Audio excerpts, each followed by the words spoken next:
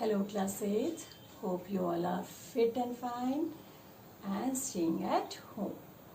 Now students, today in this video I am going to continue the same chapter in biology, that is your ecosystem. But before I start the chapter, students, this is the actually last video before her summer holidays. As you all know that your summer holidays are starting from this next week. So students, this time you are not getting any holiday homework. Only you have to complete your assignments right from 1st to 8th, right? And send these assignments to me through the email if you have not sent. Revise all these assignments, all the chapters which we have already done. In this video we have discussed about the ecosystem. Ecosystem is an interacting system in which living organism, that is your biotic components, they interact with the non-living physical environment, that is your but abiotic component. And in previous video we have discussed about the biotic components, right? And in this video I am going to discuss about the abiotic components, about food web and interaction between biotic and abiotic components. Let's start the chapter. All the non-living things present in an ecosystem are called abiotic components, which include the physical environment like your soil, water, light, right, air, even your carbon dioxide, oxygen, water, these and the physical factors like your temperature, pressure, humidity and light. So we can say they all are considered abiotic components of the ecosystem. Let's discuss each abiotic components. And first is light. Light, all of you know, the sun is the ultimate source of energy for all living organism. All of you know sunlight is essential for what? Photosynthesis, because this is the only process by which plants make their food, and this is the only process which sustain all life forms on the earth, right? Plants, plant shoots, the part of the plant which grow above the soil, it always try to grow in the direction of light. And the flowering and fruiting cycle of plants and reproductive cycle of birds and poultry depends on the length of the day. During a daytime, the most animals, they are active. Whereas there are some animals which show activities during night time only, and what they are called? Nocturnal animals. Okay, now next is your air. Air is a mixture of different gases. You know that nitrogen, oxygen, carbon dioxide and water vapors. And all the green plants, they use carbon dioxide for which process? That is your photosynthesis, for to make their food. And oxygen is essential for what? Respiration by all living organisms, or whether they are plants or animals, they all require oxygen. Even moving air called wind, and it affects the rate of transpiration, pollination and dispersal of fruits and seeds. Next is your water. All living organisms, they are composed of water, and the bodies of plants and animals, they contain nearly 70% of water. Water is essential for photosynthesis, because all of you know plants, they require carbon dioxide and water for photosynthesis and for germination. All the life processes which are taking place inside our body, such as digestion, excretion, transport of materials, they all require water. Water is required for various domestic and agriculture as well as in industrial purposes. And water is a habitat for many organisms such as lotus, water lily, fish, whale, right? Now next is your temperature. The degree of hotness and coldness is called temperature. Different organisms, they can survive only within a range of temperature that is called optimum temperature. And the temperature above or below this optimum range affects the growth and survival of an organism. Temperature, that it determines the distribution of plants and animals on this earth. All of you know there are some animals like polar bear. It is only found in extremely cold region, whereas camel, it is found in deserts. The same way some plants like pine trees, they grow on mountains, whereas mango tree grows on warmer plains. Now, to avoid extreme hot conditions, some animals they undergo long summer sleep and what it is called estivation. For example, snails. Some animals they undergo long winter sleep and to avoid extreme cold conditions, and what they are called hibernation. So examples are of hibernation animals are polar bears, toads, lizards, snakes. Toads are a type of frog. Okay, these are undergo for hibernation. Okay, now next is your soil. Soil is formed on the earth's surface by the weathering of rocks over many years. Soil provides space for the roots of the plants, and they provide water and nutrients which is needed for the growth and development of plants. The type of soil determines the kinds of crops that can be grown in it. For example, cotton plant, it required black soil, or some other plants they grow they require different types of soil. It is also a habitat for large number of animals. All of you know soil is a habitat of rats, earthworms, some microorganisms, bacteria, insects. They live inside the soil. Okay, now next is food chain. What is food chain? It is a relation of eating and being eaten between organisms of an ecosystem, resulting in unidirectional flow of energy. All of you know that plant is eaten by rabbit. Rabbit is eaten by snake, and snake is eaten by eagle. Or simply, snake eat rabbit and snake is eaten by eagle. So you can say food chain is a who eats whom is called a food chain. All of you know the energy from the sun, it is absorbed by the plants, and rabbit consume the plants, hence they are called primary consumers, and plants are called primary producers. Snake prey upon the rabbit, and hence snake is called secondary consumer. Eagle eat the snake, hence they are called tertiary consumer. In this system, the energy it transfer from plant to eagle in a unidirectional way.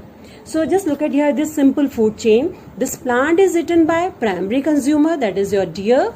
Then it is eaten by carnivores, that is your secondary consumer. And when they die, then they are decomposed by microorganism, and then they change into soil. This soil, the nutrient present in the soil is utilized by the plant. See another food chain. Now just look at here. Plant is eaten by rabbit. Rabbit is eaten by eagle. Right?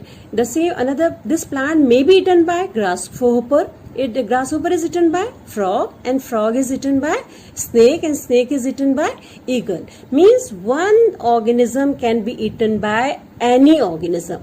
Now just look at here, this is a simple food web. Now food chains in the ecosystem are not linear.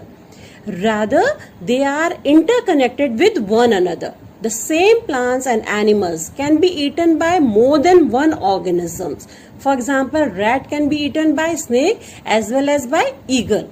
This creates a complex web-like pattern of feeding relationship. So what is food web? It is a network of food chains by which nutrients and energy are passed on from one species of living organism to another species. Okay, now look at this food web. Here first is your grass. Grass is eaten by mouse, and mouse is eaten by that bird. Right? The same way that grass may be eaten by rabbit, and rabbit is eaten by eagle. Or this grass is eaten by grasshopper. Grasshopper is eaten by eagle, and eagle is eaten by eagle. This grasshopper is eaten by snake, and snake is eaten by eagle. Or you can say eagle can eat this bird also, eagle can eat this snake also, and eagle can eat rabbit also. So we can say that food web starts from the plants, which is a producer, and ends in the top carnivore, that is your eagle or hawk. In this way, we can describe food web as a network of food chains that are linked together in a one form or the other. This is one side you have food chain, and other side you have food web. Now just compare these two. Now, what are trophic levels? A food chain represents the flow of food in a given set of organisms or living beings. In a food chain, each step representing an organism form a trophic level. So, in most simple terms, trophic level means feeding level of the organism. The plants are producer; they constitute the first trophic level, and they fix up the sun energy and make it available for consumer. So herbivores, they constitute the second trophic level, and carnivores, they constitute the third trophic level. And large carnivores or top carnivores, they which feed on upon small carnivores, they constitute the fourth trophic level. So we can say that any ecosystem comprises of four trophic levels, namely the producers, primary consumers, secondary consumers, and tertiary consumers. Okay, now next is your food pyramid. What is food pyramid? It is a graphical representation to show the flow of energy through different forms of life. It has a large base which continuously narrows when we move upwards. The base of the pyramid represents producers, that is your plants, and then herbivores, that is your primary consumers, and then secondary, and then finally tertiary or topmost consumers. In this way, what's happened? These pyramid is what? It decreases in size. Okay, now next is your pyramid of numbers. Now producers, they produce food with the help of sunlight by the process of photosynthesis. All consumers, they depend on producers for food. Now the graphical representation of the number of producers and consumers in a food chain is called a pyramid of numbers, which keep on decreasing when we move up towards the apex consumer. Okay, now next is your flow of energy. All of you know green plants, they use solar energy during photosynthesis and convert it into chemical energy. Now assume that 100% of the sun's energy is converted into food by the producers. 90% of the energy is used for various metabolic activities by the plant, and only 10% of the energy is stored by the producer, that is your plant. When herbivores eat the producer, only the 10% stored energy is transferred to herbivores. As this energy is not sufficient for herbivore, it feeds on more producers, and 90% of the total energy a herbivore receives by feeding on multiple producers is used up for the metabolic activities and is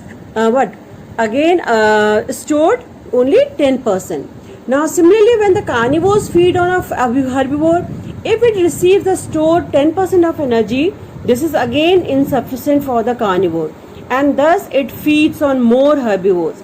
This process continues up to a level after which there is almost no energy is left to be transferred. Hence, the energy flow along a food chain and the number of individuals at each level gradually decreases as we go higher up, and creating a pyramid, right? So what is energy flow? It is the transfer of energy from the producer to the different levels of consumers along a food chain is called energy flow. Food chain is a feeding relations through which energy is transferred step by step from the producer to the consumers, and it is always unidirectional. Only 10% of the energy is passed in each trophic level, and the flow of energy gradually decreases as we go high up in a food chain. Okay, now next is your interaction between biotic and abiotic factors. All of you know an ecosystem is a living system which is formed by the interaction between the biotic factors and abiotic factors or in a habitat. Biotic factors are your plants and animals, and abiotic factors are your water, air, oxygen, carbon dioxide, right, soil, temperature, these one. All of you know plants and animals, they breathe in oxygen and release carbon dioxide into the atmosphere. Plants take in this carbon dioxide to carry out photosynthesis, and then these plants are eaten by animals, right, which are plants and animals are biotic component. Okay, now next is your forest ecosystem. Forest ecosystem consists of the community of plants, animals, microbes, and all other organisms in interaction with the chemical and physical features of their environment Components include trees of different species, shrubs, other ground vegetation, and as well as different types of animals. So flora and fauna, they makes forest ecosystem. What is flora? Plants occurring naturally in a particular area are called flora, and animals occurring naturally in a particular area are called fauna.